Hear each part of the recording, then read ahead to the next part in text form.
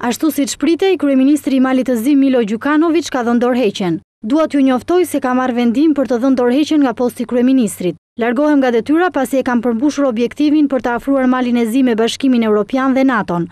Kam qenë në pushtet për 20 vjet dhe tani janë krijuar kushtet që të largohem, tha Gjukanović përpara gazetarëve. Gjukanović, që ka qenë pjesë e qeverisë malazeze për rreth 20 vjet, shtoi gjithashtu se do të mbajë postin e kryetarit të Partisë Demokratike të Socialistëve, e cila është në pushtet. Mediat shtetërore të Malit të Zi paralajmëruan një ditë më parë dorëheqjen e kreut të qeverisë. Agjencia e lajmeve Mina tha se kryeministri që çoi vendin e vogël drejt pavarësisë nga Serbia në vitin 2006 pritet të zëvendësohet nga ministri i financave dhe zëvendës kryeministri Igor Lukšić.